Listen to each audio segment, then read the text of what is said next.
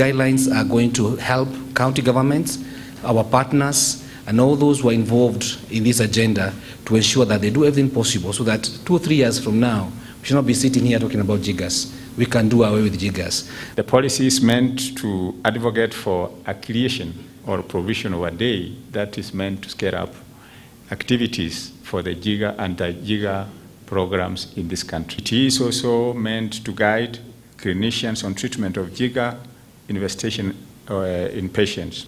The plane has taken off. And we are on board to a jigger-free nation. We are looking at ways of preventing disability through fighting jiggers. Jigger is just an indicator of many problems that are facing our communities. So jigger is one of the biggest human rights abuser I've ever come across. We want to put jiggers in the archives. CS of Health, I think you join me in this. We make sure that we get a space at the National Museums where we can be able, in the next few years, we'll come here and put the jiggers in the archives. We need to give a shorter deadline because 2030, honestly, is too far. Yeah, we should go into the next election without jiggers. Everybody should vote because it's their right. We must end it. And we will put hands together. We must quantify what it is needed to fight it.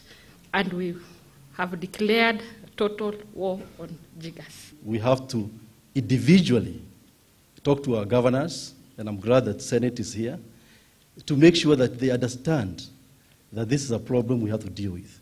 Even the President, His Excellency the President, I know some 3 months ago he called me about jiggers. And see, he said, you know, Bwana CS, what are you going to do about eradicating, you know, this problem, this menace? And so I was encouraged because we had teams like Ahadi working with us. I told the President we shall work very hard to make sure it's eliminated from our country. We have finally come together to address the plight of the long-suffering jigger victims. An estimated 2 million Kenyans in 24 counties continue to suffer the debilitating effects and social stigma associated with this parasitic vermin 50 years after independence.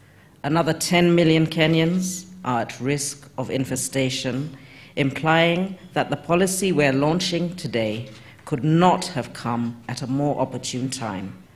I wish to thank Ahadi Kenya Trust and other humanitarian organizations for courageously raising a national awareness campaign on jiggers among the political and business leaders and their unrelenting effort in helping jigger victims cope with the menace.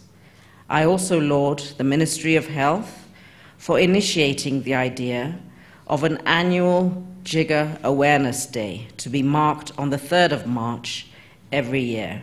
It will be the first Health Awareness Day not initiated by World Health Organization in Kenya.